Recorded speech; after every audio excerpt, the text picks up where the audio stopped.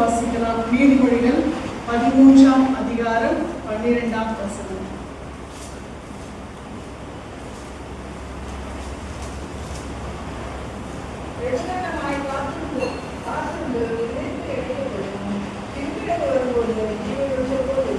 ஆமென்.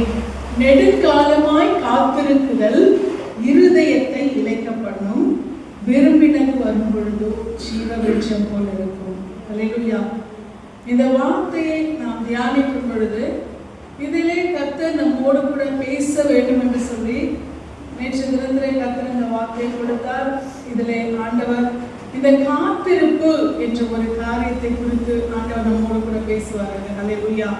நாம் காத்திருக்கும் பொழுது அநேக வேளைகளிலே நாம் சோர்ந்து போகிறோம், தளர்ந்து போகிறோம், நம்பிக்கை இழந்து போகிறோம் இல்லையா? ஒரு காரியத்தில் நாம் முயற்சி செய்து செய்து செய்து அதிலே நமக்கு வெற்றி கிடைக்காத போது நம்முடைய ஆத்மா சோர்ந்து போகிறது, பலனற்று போகிறது, நம்பிக்கை இழக்கிறது. அதுக்கு மேல நம்மளே ஒரு கன்க்ளூஷனுக்கு வந்துடும், இனிமே இதுக்காக நம்ம முயற்சி பண்ணா நமக்கு பிரயோஜனம் இல்லை, அதனால நம்ம கைவிட்டுலாம் அப்படின்னு சொல்லிட்டு கூட ஒரு நிலைமைக்கு நாம் வந்து விடுகிறோம். அப்படிப்பட்ட சூழ்நிலையிலே கர்த்தர் சொல்லுகிற காரியம், அல்லேலூயா, நெடுங்காலமாய் காத்திருக்குதல் இருதயத்தை இளைக்க பண்ணும். இருதயம் என்ன பண்ணிடுமா? சோர்ந்து போயிடும். இப்போ நம்ம சரீரம் இழைத்து போச்சானா அது என்ன பண்ணும்? வெளிப்படையா தெரியும் எல்லாருக்குமே இல்லையா? சரீரம் இழைச்சு போச்சுன்னா இன்னும் நல்லா இருந்தீங்க, திடீர்னு இப்படி இழைச்சிட்டீங்க, ரொம்ப டல்லாயிட்டீங்களே அப்படின்வாங்க இல்லையா? வெளிப்படையா நம்ம இழைச்சி போறது, சோர்ந்து போறது வெளிப்படையா தெரியும், நம்ம பிசிக்கலா இழைச்சி போறது. ஆனால் இருதயம் இழைத்து போகும். இருதயம் இழைத்து போகும்போது அது எப்படி இருக்கும்னா, அது சரீரம் இழைத்து போனால் அது நம்முடைய சரீரம் இழைத்து போகிறதுல தெரியும். ஏன்னா சரீரம் சுகவீனமா இருக்கு, உடம்புக்கு தேவையான அந்த பலன் கிடைக்கல, உடம்புக்கு தேவையான சத்து கிடைக்கல, உடம்புக்கு தேவையான அந்த ஆரோக்கியம் கிடைக்கல. அதனால அந்த உடம்புக்கு தேவையான ஆரோக்கியம் கிடைக்காதனால சரீரம் இழைத்து போகும். இருதயம் எதனால இழைச்சு போகும் இல்லையா? இருதயம் இழைச்சு போறதுன்றது நம்ம ஹார்ட்டோட சைஸ் குறைஞ்சு போகிறதா கிடையாது. என்னது? இருதயம் இழைத்து போகிறது என்று சொல்லும் பொழுது சோர்ந்து போகிறது இல்லையா? நம்பிக்கை அற்று போகிறது. இனி இதுக்கான வழி எனக்கு இல்லை, இனி நான் இதுக்கு முயற்சி பண்ணியும் பிரயோஜனம் இல்லை அப்படின்னும் போது இந்த இருதயம் என்ன செய்கிறது? சோர்ந்து போயிடுது. இந்த இருதயம் சோர்ந்து போகும்போது இந்த ஆத்துமா என்ன செய்கிறது? உள்ளான ஆத்துமா அது பலனற்று போகிறது. அந்த ஆத்துமா பலனற்று போகும்போது என்ன பண்றது தெரியுமா? இனிமே அவ்வளவுதான் அப்படின்ற ஒரு முடிவுக்கு நாம வந்துடுறோம். நம்ம அதற்கான ஒரு முயற்சிகளுக்கோ அதற்கான ஒரு செயலுக்கோ நம்ம அடுத்த ஸ்டெப் வரும்போது என்னதான் முயற்சி பண்ணாலும் எனக்கு இப்படிதான் இருக்கு, நான் என்ன முயற்சி பண்ணி என்ன பிரயோஜனம்? சில வேளைகளில் சில காரியங்கள் நடக்கும்படியாக நாம் சில சம்பந்தப்பட்டவர்களை பல தடவை நம்ம போய் பார்த்துருக்கோம் இல்லையா? இல்லை சில சூழ்நிலைகளிலே நாம் என்ன செய்வோம் சொன்னால் அதற்கான பொருளாதாரத்தை, அந்த காரியம் நடக்க வேண்டும் என்று சொல்லி நம்ம என்ன பண்ணுவோம்? அதற்கான பொருளாதாரத்தை நம்ம என்ன பண்ணியிருப்போம்? செலவிட்டு இருப்போம். இல்லைன்னா அந்த காரியத்துக்காக நம்ம என்ன பண்ணியிருப்போம்? நிறைய உழைத்திருப்போம் இல்லையா? நிறைய சரீர உழைப்பை நம்ம கொடுத்திருப்போம். இவ்வளவும் நடந்து நமக்கு அந்த காரியம் நடக்கவில்லை. நெடுங்காலமாய் அதுக்காக காத்திருக்கோம், அதுக்காக செயல்படுறோம், ஆனால் அந்த காரியம் நடக்கவில்லை என்று சொல்லும் பொழுது சந்தோஷமாவா இருக்கும்? கண்டிப்பா இருக்கு இல்லையா? மனம் தளர்ந்து போகும், சோர்ந்து போகும், நிம்மதி இழந்து போகும், தூக்கத்தை இழந்து போகும், பசி இழந்து போகும். இப்படிப்பட்ட நிலைமையில என்ன ஆகுதுன்னு சொன்னா இருதயம் இழைத்து போகிறது, இருதயம் கலைந்து. இந்த வெளிப்படையான இந்த சிம்டம் எதனால வருது? இந்த வெளிப்படையான சிம்டம் எதனால வருது? உள்ள இருக்கிற ஆத்மா சரியில்லாததுனால, இந்த உள்ள இருக்கிற ஆத்மா இழைத்து போகிறதுனால தான் இந்த சிம்டம் நமக்கு வருகிறது. ஆனால் கர்த்தர் சொல்ற நெடுங்காலமாய் காத்திருக்கிற நம்முடைய இருதயத்தை இழைக்க பண்ணுகிறது. நாம் சோர்ந்து போகிறோம், நாம் பலனற்று போகிறோம், ஆனாலும் கர்த்தர் நமக்கு நிச்சயமாய் அதற்கான ஒரு நன்மையை அவர் வாய்க்க பண்ண அவர் வல்லவராய் இருக்கிறார். ஹல்லேலூயா. நமக்கான அந்த தேவைகளை கர்த்தர் நிச்சயமாய் சந்திக்க வல்லவராய் இருக்கிறார். இப்படிப்பட்ட ஒரு சோர்ந்து போன நிலைமையில ஒரு காரியம் ஒரு முடிவுக்கே வந்துட்டோம், இனி அவ்வளவுதான், இதுக்கு மேல சான்ஸே இல்லைன்னு ஒரு முடிவுக்கு வர நேரத்துல உங்களுக்கு இது கைக்குடி வந்து விட்டது, இது உங்களுக்கு வாய்ச்சிருச்சு, இது உங்களுக்கு கிடைக்குதுன்ற அந்த வார்த்தை உங்களுக்கு கிடைச்சா எப்படி இருக்கும்? ஹல்லேலூயா, ஆமென். எல்லாமே முடிஞ்சிச்சு நினைச்சேன், இனி வாய்ப்பு இல்லை, இனி நான் எவ்வளவு முயற்சி பண்ணிட்டேன், இனி 1% கூட சான்ஸே கிடையாது. எல்லாமே எல்லா சூழ்நிலையுமே அதுக்கான ஒரு வெளிப்படையான ஒரு சூழ்நிலைக்கு வந்துருச்சு. எல்லாமே வெளிப்படையா தெரிஞ்சிருச்சு. இனி முடியாது, அவ்வளவுதான். நம்மள என்ன பண்றோம்? இருதயத்தை இழைத்து போக பண்ணி மனசு சோர்ந்து போய் அவ்வளவுதான் ஒரு நிலைமைக்கு வர அந்த நேரத்துல நமக்கு இந்த செய்தி வருதுன்னா எப்படி இருக்கும்? ஜீவ விருட்சம் போல இருக்கும் இல்லையா? ஏன்னா ஜீவ விருட்சம் வேற எதுக்குமே வேதம் the best அப்படின்னு சொல்லணும்னா வேற எதுக்குமே கம்பேர் பண்ண முடியாது. எதை குறித்து கம்பேர் பண்ண முடியும்னா ஜீவ விருட்சம். ஹல்லேலூயா. ஏனென்றால் இந்த ஜீவ விருட்சம் என்பது ஜீவனை கொடுக்கக்கூடிய ஒரு மரத்தை குறிக்கிறது தான். நித்திய ஜீவனை கொடுக்கக்கூடிய ஒரு மரம் தான் ஜீவ விருட்சம். அப்ப வேதத்துல பெஸ்டான ஒரு உதாரணத்தை கொடுக்கணும்னா அந்த ஜீவ விருட்சத்தை தான் சொல்ல முடியும்ன்றதுனால தான் ஜீவ விருட்சம் போல இருக்கு. ஏன்னா அது ஜீவனை கொடுக்கக்கூடியது, முடிவில்லாத லைஃப் கொடுக்கக்கூடியது, முடிவில்லாத ஒரு நன்மை கொடுக்கக்கூடியது.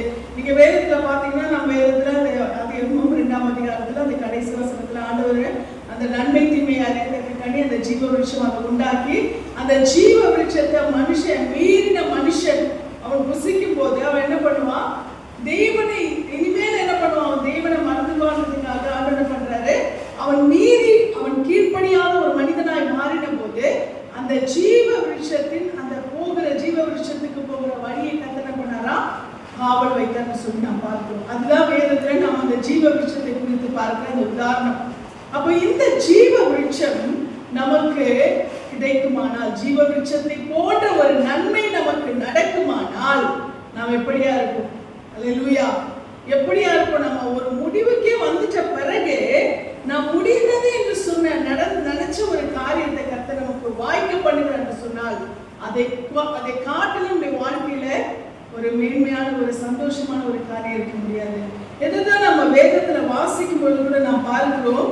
லூக்கா 12ஆம் அதிகாரத்துல இந்த வசனம், இந்த சம்பவம் இப்படியாய் சொல்லுகிறது: சோர்ந்து போகாமல் எப்பொழுதும் ஜெபம் பண்ண வேண்டும் என்பதை குறித்து அவர்களுக்கு அவர் ஒரு உவமையை சொன்னார். என்னவா? அவள் அந்த ஏழை விதவை, அவள் என்ன செய்கிறான்னு சொன்னால், ஒரு நியாயாதிபதி இடத்துல, ஒரு ஜட்ஜின் இடத்துல அவள் என்ன செய்ய, தனக்கான ஒரு நீதி கிடைக்க வேண்டும் என்று சொல்லி, தன்னுடைய நிலத்துக்கான ஒரு நீதி கிடைக்க வேண்டும் என்று சொல்லி அவள் ஓயாம சென்று கொண்டே இருக்கிறார். ஆனா வாய்ப்பே இல்லைன்ற ஒரு நிலைமை கூட வந்துடுது அவளுக்கு. அல்லேலூயா. அவளுக்கு இனி அதுக்கான சான்ஸ் இல்லைன்னா அந்த நீதியை செய்யக்கூடியவன் அதற்கான மனம் அவனுக்கு இல்ல. அப்படிப்பட்ட ஒரு சூழ்நிலையில நாம் என்ன பண்ணுவோம் சொன்னா, சில வேலைகளிலே நாம் சில காரியங்களை நாம் முயற்சி செய்து இதுக்காக நான் பணவரையும் பண்ணிட்டேன், நான் ஓடி ஓடி அலைஞ்சிட்டேன், நான் பிரயாசப்பட்டுட்டேன், இனி வாய்ப்பு இல்லைன்னு சொல்லி நம்ம என்ன பண்ணிடுவோம்? விட்டுடுவோம்.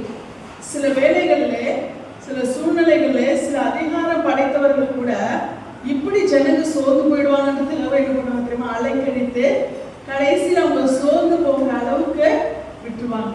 அப்படிப்பட்ட நிலைமையில இந்த அதிகாரி, இந்த நியாயாதிபதி அவள் என்ன செய்கிறான்னு சொன்னால், அவள் ஓயாமல் அவள் கேட்டுக்கொண்டே இருக்கிறாள். ஆனால் அவளுக்கான நீதி அவன் கொடுக்கவில்லை. ஏனென்றால் அவனை குறித்து சொல்லப்பட்டது என்ன தெரியுமா? அவன் கடின இருதயம் உள்ளவன் என்று சொல்லுவான். அல்லேலூயா. நாம் பார்க்கும் பொழுது அந்த வசனத்துல நாம் வாசிக்கிறோம். அந்த 2ஆம் வசனத்துல வாசிக்கணும். முதல் வசனத்துல வாசினா நியாயாதிபதி லூக்கா 12ஆம் அதிகாரம் 1ஆம் வசனத்திலிருந்து லூக்கா 18 லூக்கா 18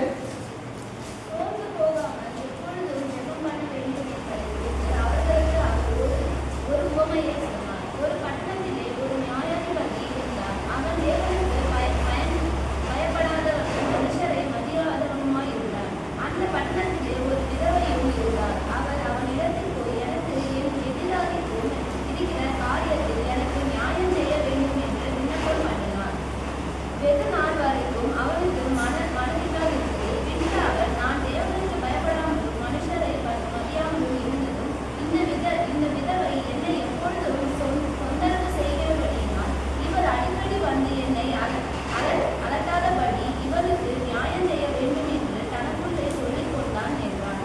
இங்க நம்ம பார்க்கும்போது அவனே தன்னை குறிச்சு சொல்றான். நான் எப்படிப்பட்டவன் எனக்கே தெரியும். என்னது அவன் சொல்றான், நானு மனுஷனை மதியாதவன், நான் கடின இருதயம் உள்ளவன். இப்படிப்பட்டவனா நான் இருந்தோம் இங்க அவனுக்கு நீதி செய்ய அவனுக்கு மனதில்லாத இருந்து, பின்பு அவன் நான் தேவனுக்கு பயப்படாமலும் மனுஷனை மதியாமலும் இருந்தும். என்ன சொல்றான்?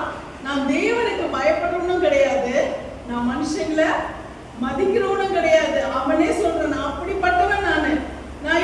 நான் மனுஷங்களை நான் வசதி இருந்தாதான் நான் என்ன பண்ணுவேன், நான் அவங்கள பார்த்து பேசுவேன், அவங்களுக்கு பதில் கொடுப்பேன். அப்படிப்பட்டவன். நான் மனுஷங்களை மதிக்காதவன். நான் இந்த ஏழை விதவைக்கு நானே தான் முடிவு பண்ணியிருக்கேன். என்னன்னு, அவளுக்கு நான் என்ன பண்ணக்கூடாது, நீதி செய்யக்கூடாது. நான் ஒரு முடிவே பண்ணிட்டேன். அவனுக்கு ஒண்ணு தெய்வ பயனா இருக்கணும். தெய்வ பயன் தான் ஐயோ ஆண்டவர் பாக்குறாரு, நமக்கு என்ன பண்ணுவாரு, அதுக்கான பலனை கொடுப்பாரு, நாம அவளுக்கு நீதி செய்யணும்னு சொல்லலாம். அவனுக்கு அந்த எண்ணமும் கிடையாது, தெய்வ பயமும் கிடையாது. மனுஷனையும் அவன் என்ன பண்ணல, மதிக்கிறவன் கிடையாது. அவன் என்ன சொல்றது, வேணும்னே தான் அவனுக்கு நீதி செய்யக்கூடாது என்பதற்காகத்தான் அவன் என்ன பண்ணிட்டு இருக்கான். அவன் அவளுக்கு இந்த காரியத்திலே நீதி செய்யாதபடிக்கு காலம் தாழ்த்தி கொண்டிருக்கான. நீதி செய்து அவன் கையில தான் இருக்கு. அவளுக்கு அந்த நிலத்தின் விஷயத்திலே அவளுக்கு நீதியை கொடுப்பது அவன் கையில தான் இருக்கு. அவன் கொடுக்க கூடாதுன்னு நினைக்கிறான். அவன் என்ன பண்ண, அவளுக்கான நல்ல தீர்ப்பு அவளுக்கு கொடுக்க கூடாது அவன் டிசைட் பண்ணிட்டான். அது அவளுக்கும் தெரியும். யாருக்கும் தெரியும்? அந்த ஏழை விதவைக்கும் அது தெரியும். இவன் கொடுக்க கூடாது, இவன் நீதி செய்யக்கூடாதுன்னு முடிவு பண்ணிட்டான் அப்படின்னு நல்லாவே தெரியும். சிலர் என்ன பண்ணுவாங்க, சிலர் செய்யக்கூடாதுன்னு நினைப்பாங்க. ஆனா இந்த மேல் போக்க என்ன பண்ணுவாங்க, சரிம்மா நான் பாத்துக்கிறேன், நான் பண்ணிடுறேன், நான் முடிச்சிடுறேன் அப்படின்னுவாங்க. அந்த நம்பிக்கை கூட அவன் கொடுக்கல. அவன் என்ன பண்ண, போய் நிக்கிறா. ஆனாலும் போய் நிற்கும் போது அவன் என்ன பண்ணல, மதிக்கல, இக்னோர் பண்றான். அவன் பார்த்த நின்னும் போது கிளம்புன்னு சொல்றான், நான் உனக்கு பதில் சொல்ல மாட்டேன், நான் உனக்கு நீதி செய்ய மாட்டேன். இப்படி ஓப்பனாவே தெரிஞ்சிச்சு அவனுக்கு. அவன் நீதி செய்ய மாட்டான், நமக்கு கிடைக்காது தெரிஞ்சிச்சு. ஆனா அப்படிப்பட்டவன் கிட்டையும் அவன் போய் காத்திருக்கிறார். அல்லேலூயா. அப்போ அவளுக்கு என்ன தெரியுமா, நான் காத்திருக்கிறது நிமித்தமாய், நான் போய் இருக்கிறது நிமித்தமாய், அட்லீஸ்ட் என்னுடைய இந்த ரியாக்ஷனை பார்த்தாவது அவன் என்ன பண்ணுவான், எனக்கு உதவி செய்வான் என்று சொல்லி அவளுக்கு ஒரு எண்ணம். நாம இப்படி பல வருஷங்கள், ஒரு நாள் 2 நாள்ல போய் நிக்கிறா. ஆனா அவன் நான் செய்ய மாட்டேன், சான்ஸே இல்லை, நம்ம நீதி செய்ய மாட்டேன். மேபி அவன் என்ன பண்ணிருக்கலாம், அவன் எதிராளி கிட்ட கூட அவன் என்ன பண்ணிருக்கலாம், ஏதாவது அவனுக்கு ஃபேவரா செய்ய ஏதாவது அவன் பெற்றுக்கொண்டிருக்கான். அப்படிப்பட்ட சூழ்நிலை அவன் என்ன பண்ண முடியும், அவனுக்கு நீதி செய்ய முடியுமா? அவன் செய்ய மாட்டான் நல்லா அவனுக்கும் தெரியும். ஆனா செய்யாதவன் இடத்துல போயிட்டு அவன் என்ன பண்ணுகிறான், போய் நிக்கிறான்னு சொன்னா அவளுக்கு ஒன்னே ஒண்ணுதான், நான் காத்திருக்கிறதற்கு என் பொறுமைக்கு என்ன உண்டு, நிச்சயமாய் பலன் உண்டு. என்னுடைய எதிர்பார்ப்புக்கு நிச்சயமா என்ன இருக்கும், எனக்கு பலன் கிடைக்கும் என்ற ஒரு நம்பிக்கை அவளுக்கு இருந்தது. அல்லேலூயா. இந்த வேலையிலும் கர்த்தர் நம்மோடு கூட பேசுகிறார். அப்பதான் ஆண்டவர் சொல்றாரு, இதை வேற யாருமே சொல்ல, சீஷர்கள் சொன்ன உதாரணமோ இல்ல வேற யாரும் சொன்ன உதாரணமோ தீர்க்கதரிசி சொல்றது கிடையாது. சொன்னதே யாருதான், ஏசப்பா. என்ன சொல்றாரு, அவன் மனுஷனை மதியாதவன், தேவனுக்கு பயப்படாதவன், அது அவனே அறிக்கைதான். ஆனாலும் அவன் என்ன செய்கிறார், அவன் கிட்ட போய் நம்ம காத்திருந்தா அவன் நமக்கு பதில் செய்வான். அல்லேலூயா. அப்ப எந்த அளவுக்கு ஒரு நம்பிக்கை, அவனே கூட சொல்லிருக்கலாம் அவன்கிட்ட, நான் இதை இங்க பாருமா, நான் அவனெல்லாம் ஒரு பொருட்டாவே நினைக்கிறேன், கிளம்பு, நான் செய்ய மாட்டேன் அப்படி கூட சொல்லிருக்கலாம். ஆனாலும் அவன் என்ன செய்கிறான்னு சொன்னால், இவன் கிட்ட இருந்துதான் நமக்கு நீதி கிடைக்கும், இவன் ஜட்ஜ்மெண்ட் கொடுத்தாதான் நமக்கு நன்மை நடக்கும். அவருடைய அந்த ஒரே அந்த பொறுமை, அந்த காத்திருக்கிற தன்மை. அப்பதான் அவன் யோசிக்கிறான், என்னதான் பண்ணாலும் என்ன பண்றான், நம்ம கிட்டதான் வந்து நிற்கிறான் சிப்பு அப்படின்ற மாதிரி என்ன பண்றான், வேற வழியே இல்லைன்னு சொல்லி அவன் என்ன பண்றான், அவளுக்கு அந்த நீதியை செய்கிறான். இது ஏன் ஆண்டவர் சொல்லுகிறான்னு சொன்னால், ஆண்டவர் அப்படிப்பட்டவரா இல்ல, ஆண்டவர் அவ்வளவு கடின இருதயம் உள்ளவரா கிடையாது, ஆண்டவர் நீதி செய்யக்கூடாதுன்னு நினைக்கிறவரா கிடையாது. ஆனால் ஆண்டவர் ஏன் இப்படிப்பட்ட ஒரு கடினமான மனிதனை ஆண்டவர் உதாரணம் வைத்து அந்த நீதியை அவர் சொல்லுகிறார் என்று சொன்னால் காரணம் என்ன? அந்த இடத்திலே ஆண்டவர் அவனே அப்படி செய்யறான்னு சொன்னா, நான் யாரு? நான் எப்படிப்பட்ட இரக்கத்தில் ஐஸ்வர்யம் உள்ளவர். அப்ப அப்படிப்பட்டவனுக்கே காத்திருந்தா அப்படிப்பட்ட எண்ணம் வரும் என்று சொன்னால், உதவி செய்ய ஏதோ ஒரு நீதி செய்யணும்ன்ற எண்ணம் வரும்னா, நான் இரக்கத்தில் ஐஸ்வர்யம் உள்ளவர் ஆயிடுச்சே, ஹல்லேலூயா, நான் இரக்கமுள்ள தேவன் ஆயிடுச்சே, உங்கள் காத்திருப்புக்கு நான் என்ன பண்ணுவேன்? நிச்சயமாய் நான் என்ன பண்ணுவேன்? பதில் செய்வேன். ஆண்டு உதாரணமா சொல்றேன்னா, யாராவது ஒரு இரக்கமுள்ள மனுஷனை சொல்லி அவன் இரக்கமுள்ளவன், இவன் காத்திருக்கிறதுக்கு அவன் இறங்கி என்ன செய்தான்? உதவி செய்தான் என்று சொல்லி இருக்கலாம். ஆனா ஏன் ஆண்டவர் அதை அங்க காண்பிக்கல? ஒரு கடின இருதயம் உள்ளவன், மனுஷனை மதிக்காதவன், தேவனுக்கு பயப்படாதவனை ஏன் காண்பிக்கிறான்னு சொன்னால், அவனே காத்திருக்கும் பொழுது அவன் இரக்கம் காண்பிக்கிறான் என்று சொன்னால், காத்திருக்கும் பொழுது அவன் தயவை வெளிப்படுத்துகிறான் என்று சொன்னால், நான் யாரு? இரக்கமுள்ள தகவல். ஹல்லேலூயா. என்னிடத்திலே காத்திருக்கிறவர்களுக்கு நான் நிச்சயமாய் நான் என்ன பண்ணுவேன்? உதவி செய்வேன். நீங்க பார்க்கும் பொழுது ஆண்டவர் சொல்லுகிறார், அந்தபடியே 7ஆம் வசனத்துல,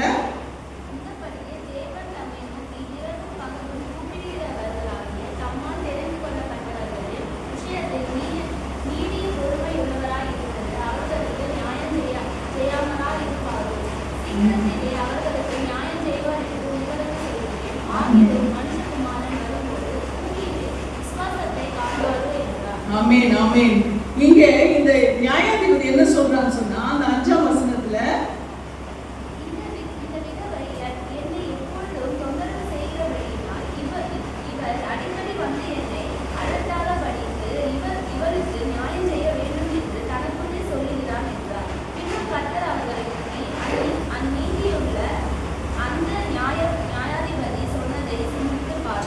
இங்க அந்த நியாயாதிபதி என்ன பண்றான்னா, இவள் எப்பொழுதும் என்னை வந்து தொல்லை பண்ணாதபடிக்கு நான் என்ன பண்றேன்? இவளுக்கு நான் என்ன பண்றேன்? இவளுடைய விஷயத்திலே நான் நியாயம் செய்ய வேண்டும் என்று சொல்லி அவன் தீர்மானிக்கிறான். அதனால தான் அவன் சொல்றாரு, அநீதியுள்ள அந்த நியாயாதிபதி சொன்னதை சிந்தித்து பாருங்கள். ஹல்லேலூயா. அநீதியுள்ள அந்த நியாயாதிபதி அவன் எது நிமித்தமாய் அவளுக்கு நியாயம் செய்கிறான்? எது நிமித்தமாய்? அவள் பொறுமை நிமித்தமாய், அவள் காத்திருக்கிறது நிமித்தமாய். அவள் என்ன செய்ய? அவன் மேல நம்பிக்கையா? அவளுக்கு இவன் ரொம்ப நல்லவன் அதனால எனக்கு நீதி செய்வான்ற நம்பிக்கையா? கிடையாது. அவளுடைய பொறுமை தான், அவளுடைய காத்திருப்பு தான். நான் இவ்வளவாய் நான் காத்திருக்கிறது நிமித்தமாகவாவது இவன் எனக்கு என்ன செய்வான்?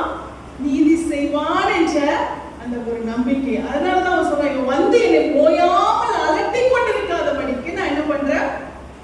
அவளுக்கு நான் நீதி செய்ய வேண்டும் என்று சொல்லி. அந்தபடியே தேவன் தம்மை நோக்கி இரவும் பகலும் கூப்பிடுகிறவர்களாகிய தம்மால் தெரிந்து கொள்ளப்பட்டவர்களுடைய விஷயத்தில் என்ன பண்ணுவாராம்? நீடிய பொறுமை உள்ளவராயிருந்து அவர்களுக்கு நியாயம் செய்யாமல் இருப்பாரோ? ஹல்லேலூயா. அப்பா அவனே பண்றான்னு சொன்னா, நாம ஆண்டவர்கிட்ட ஒரு காரியத்தை முன் வச்சுட்டு நாம அதற்காக நாம் ஜெபிக்கும் பொழுது கர்த்தர் நமக்கு பதில் செய்வாரா? செய்ய மாட்டாரா? ஹல்லேலூயா. ஆமென். ஆனால் நாம் என்ன செய்கிறோம் தெரியுமா? நாம் ஒரு காரியத்தை கேட்டு ஆண்டவரிடத்தை ஜெபித்து அந்த காரியம் முடியாத போது நாம் என்ன செய்கிறோம்? சோர்ந்து போயிடும் இல்லையா? சோர்ந்து போயிட்டு நாம் அதை குறித்த ஜெபத்தை நாம் என்ன செய்கிறோம்? விட்டு விடுகிறோம்.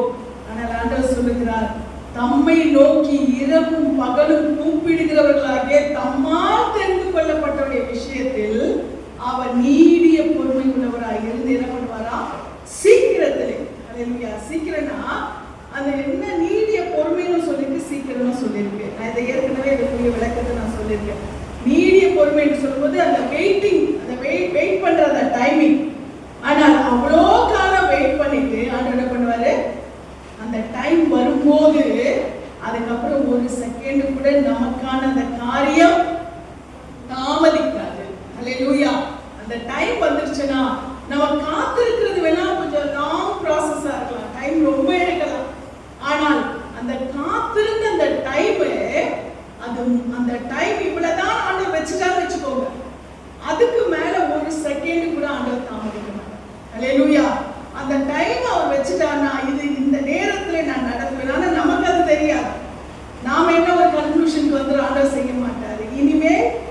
ஆண்டவர் இதை செய்ய மாட்டான்னு நம்ம நினைச்சிடும். ஆனால் அவர் அதற்கான ஒரு டைம் அவர் செட் பண்ணிட்டார்.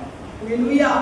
அந்த நீங்க என்னதான் நீங்க ஒரு டைம் அலாரம் வச்சுட்டு நீங்க இடையில எத்தனை தடவை எழுதி பார்த்தாலும் அது என்ன பண்ணாது, அடிக்காது. ஏன்னா நீங்க செட் பண்ண டைம் வேற டைம் நம்ம செட் பண்ணிட்டு நாம என்ன பண்றோம், அதுக்கு முன்னாடி எழுதி நம்ம பார்க்கும்போது நமக்கு அந்த டைம் வந்துருமா? வராது. அப்ப அந்த டைம்ல நம்ம எந்த டைம் செட் பண்ணணுமோ அந்த டைம்ல கரெக்டா என்ன பண்ணோம், எல்லாரும் அடிச்சுட்டே இருக்கும். அதுக்கப்புறம் நீங்க எழுந்திருந்து half an hour அடிச்சுட்டு தான் இருக்கும். ஹல்லேலூயா. நீங்க வாழவே வாழன்னு சொன்னாலும் அது கதவை தட்டிட்டு தான் இருக்கும் உங்களுக்கு. ஹல்லேலூயா. உனக்கானது உனக்கே மகளே என்று சொல்லி நமக்கான நன்மை நமக்கு வந்து சேரும். ஹல்லேலூயா. அதனால நமக்கான ஒரு டைம் ஆண்டவர் என்ன பண்ணிட்டாரு, செட் பண்ணிட்டாரு. ஹல்லேலூயா. தேவன் சீயோனுக்கு தயை செய்யும் காலமும் அதற்காக குறித்த நேரமும் வந்தது. ஹல்லேலூயா. அப்போ ஆண்டவர் சீயோனுக்கு தயை செய்கிற காலத்தையும் ஒரு நேரத்தையும் ஒரு குறிச்சிட்டாரு வச்சுக்கோங்க. அதை யாரு ஸ்டாப் பண்ணாலும் நடக்காது. ஹல்லேலூயா. எந்த சூழ்நிலையும் அதை ஸ்டாப் பண்ண முடியாது. எந்த மனுஷனையும் செயலை ஸ்டாப் பண்ண முடியாது. எந்த நெருக்கடியும் ஸ்டாப் பண்ண முடியாது. ஆண்டவர்கிட்டயே போய் ஒருத்தருக்கு செய்யாதனால ஆண்டவர் நிறுத்த மாட்டார். ஹல்லேலூயா. ஆண்டவர் அதற்கான காலத்தையும் அதற்கான நேரத்தை அவர் குறித்து விட்டார் என்று சொன்னால் நிச்சயமாய் அது என்ன செய்யும், வாய்க்கும். ஹல்லேலூயா. அப்படியானால் அவர் சீக்கிரமா என்ன பண்ணுவார், நீடிய பொறுமை காத்திருக்கிற டைம், அந்த டைம் என்ன நமக்கு கொஞ்சம் எக்ஸ்டெண்ட் ஆகும், டைம் வந்தா கொஞ்சம் தள்ளி போகும். ஆனால் அந்த டைம் வந்துருச்சு வச்சுக்கோங்க, அதை யாருமே என்ன பண்ண முடியாது, தடுக்க முடியாது. ஹல்லேலூயா. அதற்காக குறித்த நேரம் வந்து விட்டது என்று சொன்னால் கர்த்தர் தயை செய்கிற நேரத்திலே நிச்சயமாய் அவர் செய்வார். ஹல்லேலூயா. அப்ப அந்த விரும்பின நன்மைகளை அவர் எப்படியாய் செய்கிறாரா, அந்த குறித்த நேரத்தில் அந்த நன்மை நமக்கு வரும் பொழுது அது எப்படியாய் நமக்கு காணப்படுகிறது, ஜீவ விருட்சத்தை போல. ஹல்லேலூயா. அது நமக்கு ஒரு ஜீவ விருட்சத்தை போல ஒரு மகிமையான ஒரு காரியத்தை நமக்கு அது கொடுக்கக்கூடியதா இருக்கிறது. ஹல்லேலூயா. நாம் இப்படிப்பட்ட சூழ்நிலையிலே நாம் நமக்குள்ளாய் ஒரு காரியத்தை நாம் நிர்ணயித்துக் கொள்ள வேண்டும். கர்த்தருக்கு காத்திருக்கிறவர்கள் என்ன ஆகிறாங்கன்னு சொன்னா புதுபலன் அடைந்து கழுகுகளை போல செட்டைகளை அடித்து எழும்புவார்கள். அவர்கள் ஓடினாலும் களைப்படையார்கள், நடந்தாலும் சோர்ந்து போவார்கள். ஹல்லேலூயா. நாம் கர்த்தருக்கு காத்திருக்கும் பொழுது காத்திருக்குதல் நமக்கு கொஞ்சம் கஷ்டம்தான். வெயிட் பண்றது நமக்கு கொஞ்சம் கஷ்டம்தான். நாம சில வேலைகளிலே ஏதாவது ஒரு ஆப்ஷனை நம்ம வச்சுக்கிறோம். சரி, காத்திரு, இது கிடைக்கலன்னா, இது நடக்கலன்னா நம்ம என்ன பண்ணலாம், வேறொரு ஆப்ஷனுக்குள்ள நம்ம என்ன பண்ணிடுறோம், கடந்து போயிடும். இல்லையா? இது இல்லைன்னா சரி, நம்ம வேற விதத்தில் நம்ம என்ன பண்ணலாம், முயற்சி பண்ணலாம் அப்படின்னு சொல்லி நாம அப்படிப்பட்ட முயற்சிகளை செய்கிறவர்களா இருக்கிறோம். ஆனால் ஆண்டவர் நமக்கு சொல்றது என்ன தெரியுமா, நாம் என்ன செய்யணுமா, ஒரு காரியத்தை நாம் கர்த்தர் மேல் நம்பிக்கை வைத்து விட்டோம் என்று சொன்னால் நாம் அதற்காக காத்திருக்கிறோம். ஆண்டவருடைய வசனம் சொல்றது, நிச்சயமாகவே முடிவு உண்டு, உன் நம்பிக்கை வீண் போகாது. ஹல்லேலூயா. நிச்சயமாகவே முடிவு உண்டு. எல்லாத்துக்குமே ஒரு முடிவு ஆண்டவர் வச்சிருக்காரு இல்லையா? அந்த நம்பிக்கை என்ன செய்யாதான், நிச்சயமாய் வீண் போகவே போகாது. ஹல்லேலூயா. கர்த்தர் நமக்கு ஒரு காரியத்தை அவர் நிர்ணயித்திருப்பார் என்று சொன்னால் அதை நிச்சயமாய் ஆண்டவர் நமக்கு அவர் செய்து முடிப்பார். நம்முடைய நம்பிக்கை இங்கதான் நீங்க கவனிக்கணும். நம்முடைய நம்பிக்கை என்ன செய்யாதான், வீண் போக. ஹல்லேலூயா. அப்படின்னா நம்ம நம்பிக்கை என்ன பண்ணணும், கடைசி வரைக்கும் விடக்கூடாது. நம்முடைய நம்பிக்கை என்ற அந்த ஒரு காரியத்தை நாம் கடைசி வரைக்கும் அதை தளர விடக்கூடாது. அந்த நம்பிக்கை நமக்கு போயிடுச்சுன்னா தான் நம்ம என்ன பண்றோம், அடுத்த ஆப்ஷனுக்குள்ள நம்ம போகணும்ல. அந்த நம்பிக்கை நமக்கு விட்டு போனாதான் நம்ம அடுத்த ஒரு சரி அடுத்த சொல்யூஷன் ஏதாவது நமக்கு கிடைக்குதான்னு பார்க்கணும்.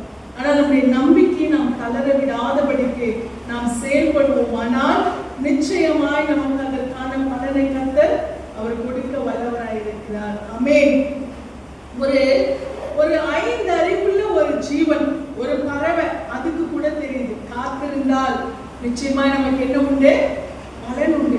சில வேளைகளிலே ஆண்டவர் இந்த காத்திருக்கிற நாட்களிலே நம்மை கொஞ்சம் வெயிட் பண்ண வைக்கிறார். அந்த நேரத்துல நாம் அதனால சோர்வடைகிறோம், நாம் பலவீனப்படுகிறோம்.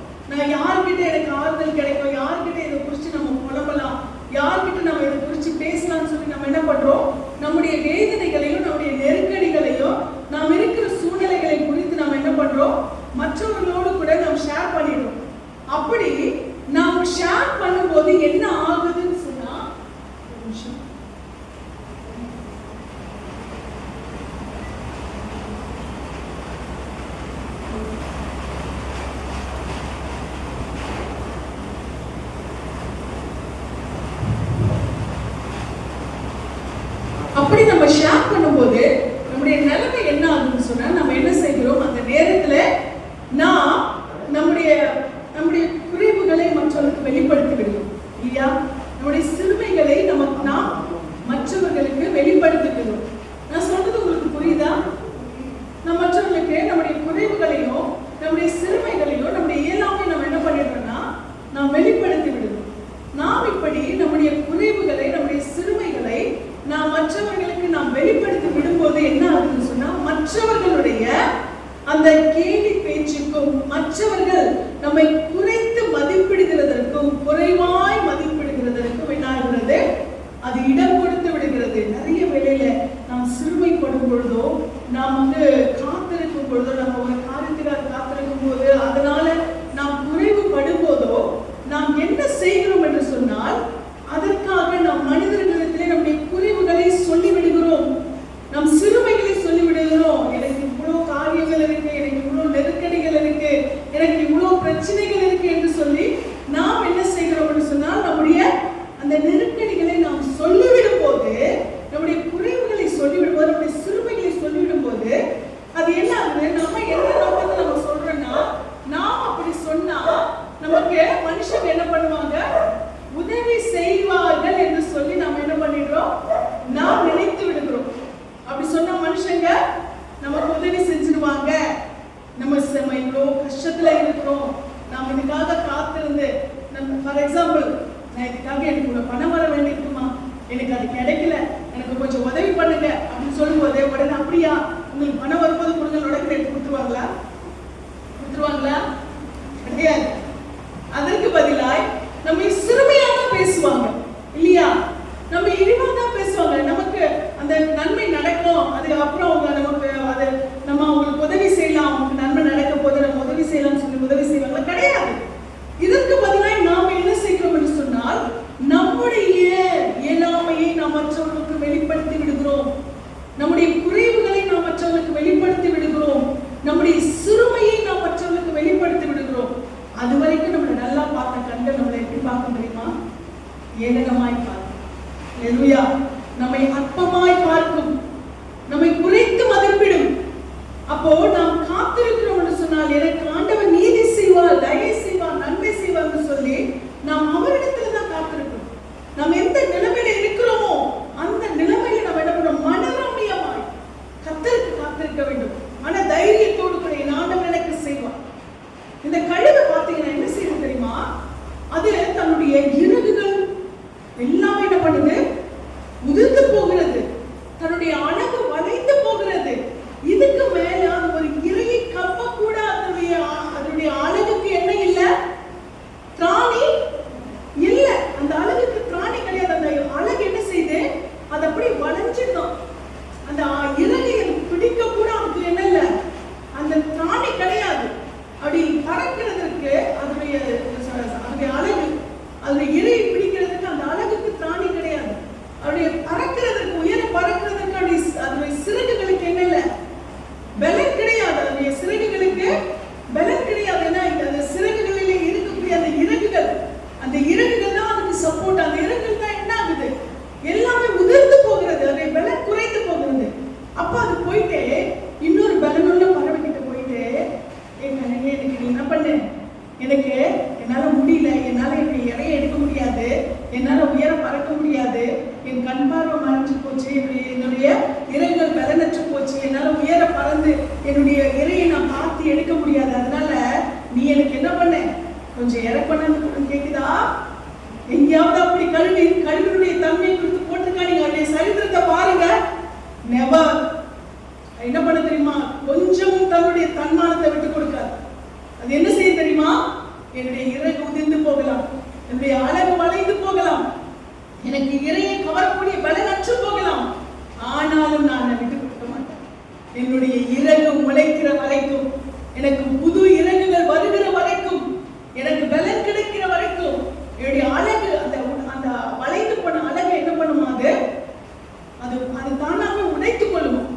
மறுபடியும் ஒரு அழகு வருகிற வரைக்கும் அது என்ன பண்ணுமா, அந்த வளைந்த அழகை உடைத்து விடுமா, அதுவே உடைச்சிருமா.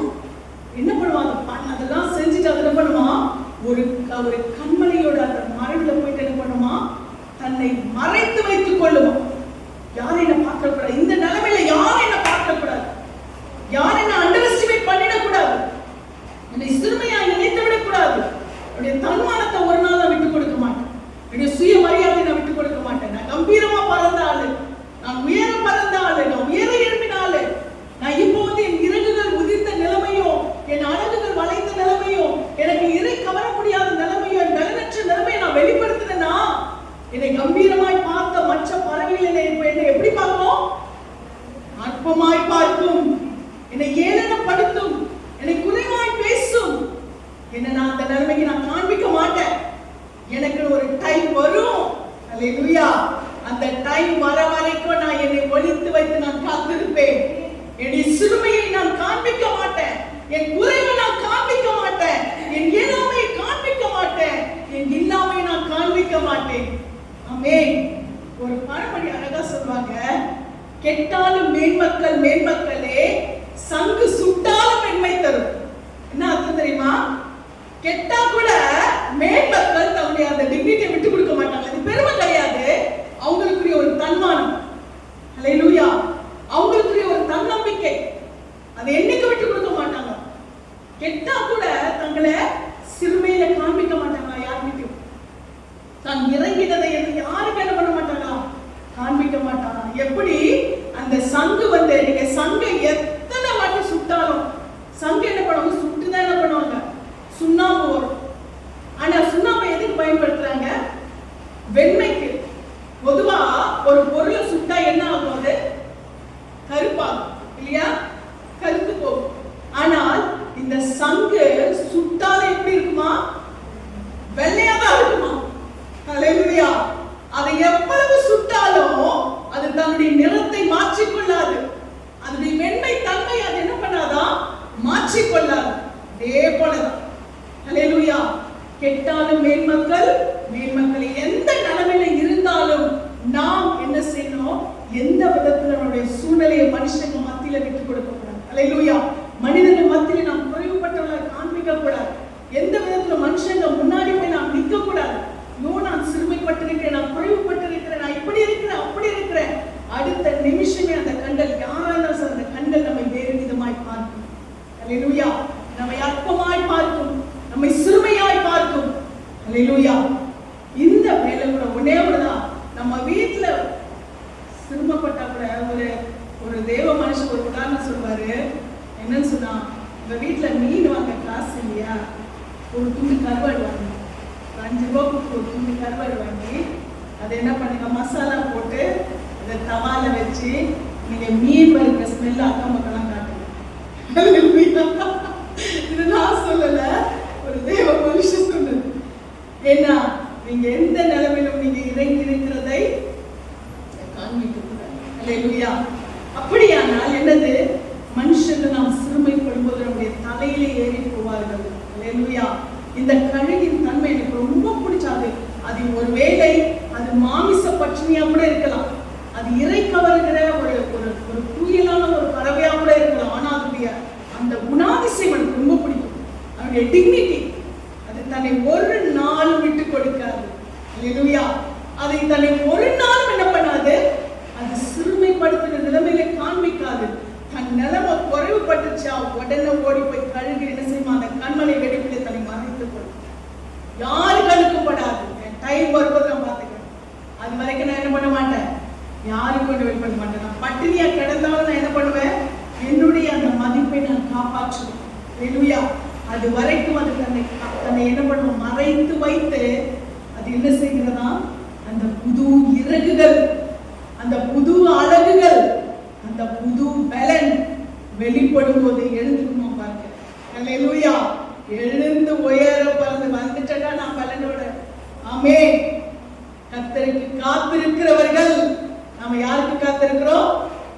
கர்த்தருக்கு காத்திருக்கிறவர்கள். சொல்லுங்க, நான் கர்த்தருக்கு காத்திருக்கிறவள், என் ஆண்டவருக்கு என் தேவனுக்கு காத்திருக்கிறவள்.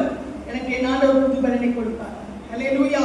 எனக்கு புது இறைகளை கொடுப்பார், எனக்கு புது வல்லமை கொடுப்பார். ஆமென். அதனால ஆண்டவருடைய வசனம் சொல்ற, ஆண்டவர் கூட நம்மளை அப்படிதான் வைக்கிறார். எப்படின்னு சொன்னா, தீங்கு நாளிலே அவர் என்னை தம்முடைய கூடாரத்தில் மறைத்து தம்முடைய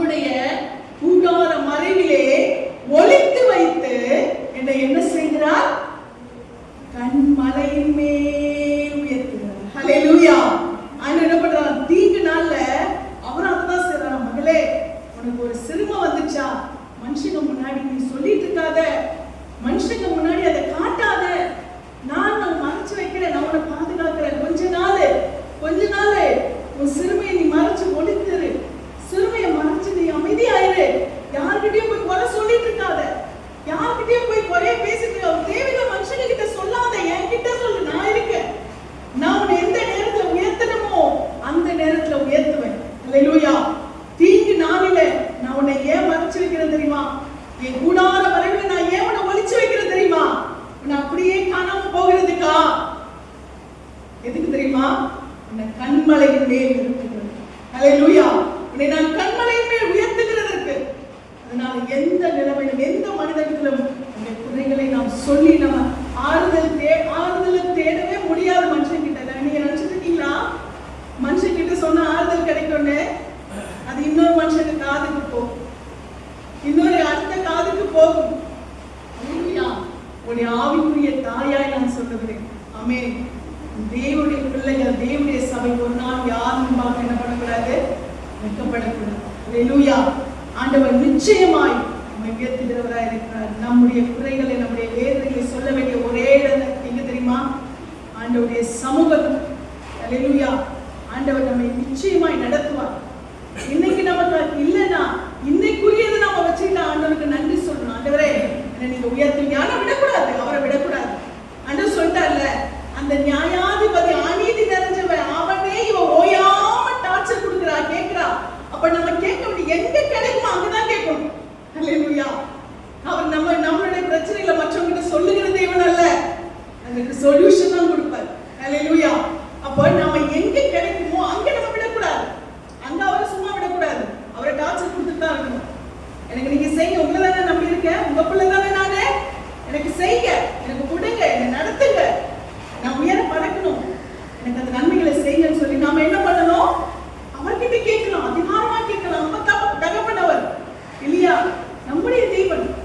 அவரிடத்துல கேட்கும்போது அவர் அதுக்கு சந்தோஷம் தான் படுவார். என் மகன் யாருக்கிட்ட அவன் குறைய சொல்லலை, என்கிட்ட தானே. யார்கிட்ட கேட்பான்? என் பிள்ளை என்கிட்ட தானே கேட்பான். ஆண்டவர் அந்த அநீதியுள்ள நியாயாதிபதி கிட்டே அவன் போய் கேட்கிறான்னா, நம்ம நீதியுள்ள நியாயாதிபதி, நம்முடைய நல்ல தகவல், அவர்கிட்ட நம்ம கேட்கறதுல என்ன பிரச்சனை நமக்கு இல்லையா? உட்காருங்க ஒரு பாதத்துல, கேட்டுக்கிட்டே அழப்பிட்டே இருங்க, அவர் சும்மா இருக்க விடாதீங்க. அப்ப நாம அப்படி நாம் கேட்க வேண்டும் என்றால் நமக்கும் அவருக்குமான ரிலேஷன்ஷிப் எப்படி இருக்கும் தெரியுமா? அல்லேலூயா. ஒரு பிள்ளை எப்படி கிட்ட அப்பா கிட்ட கேட்கும்? எப்படி அப்பா கிட்ட கேட்கும்? தனக்கு உரிமையான ஒரு தகப்பன் கிட்ட எப்படி கேட்கும்? எனக்கு வாங்கி கொடுத்தாகணும், எனக்கு செஞ்சாகணும். ஏன்? எங்க அப்பா, எனக்கு உரிமை. நான் அவர்கிட்ட கேட்காம யார்கிட்ட கேட்பேன்? இந்த உறவு நமக்கும் அவருக்கும் இருக்க வேண்டும். ஆமென்.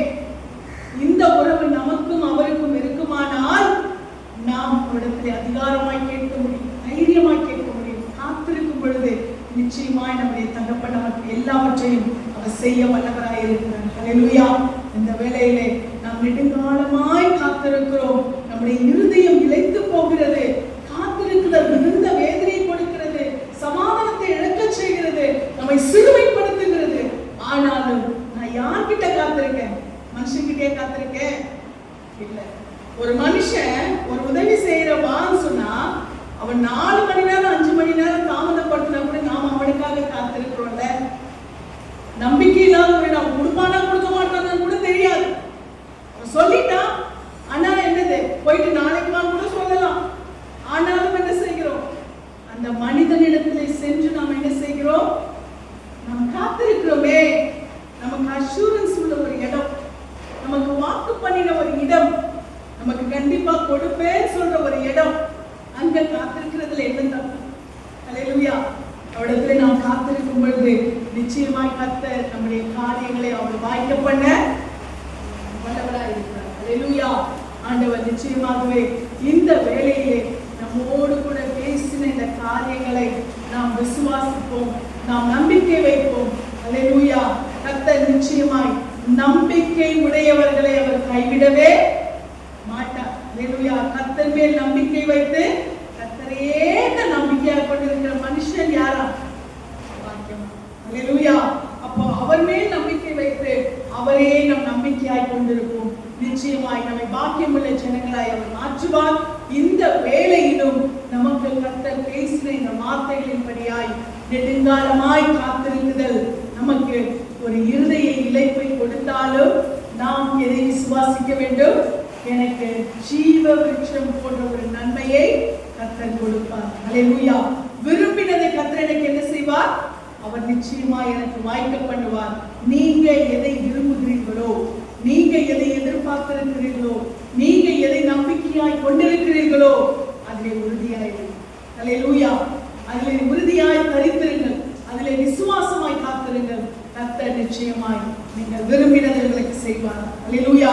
நீங்கள் காத்திருக்கிற நன்மைகள் உங்களுக்கு நிச்சயமாய் வரும். இந்த வேளையிலே கர்த்தர் நமக்கு கொடுத்த இந்த வார்த்தைகளை நமக்கு பலனாய் எடுத்துக்கொள்வோம். ஆண்டவரே, உடைய சமூகத்தில் நான் காத்திருக்கிறேன். ஆண்டவரே, நான் ஒரு நாள் வெட்கப்பட்டு போக நீங்க விட மாட்டீங்க. நான் காத்திருக்கிற இடம் எப்படிப்பட்ட இடம்? நம்பிக்கை உள்ள இடம், எனக்கு நன்மை செய்கிற இடம். அப்படிப்பட்ட இடத்திலே நான் நம்பி காத்திருக்கிறேன். அந்த நம்பிக்கை எனக்கு ஒரு நாள் என்ன செய்யாது, வெட்கப்படுத்தாது என்ற ஒரு விசுவாசத்தோடு கூட இந்த வேளையில நாம் எழுந்து நிற்போம். கர்த்தர் நிச்சயமாய் நம்மை உயர பறக்க செய்வார். ஆமென். கர்த்தருடைய நாமத்திற்கு மகிமை.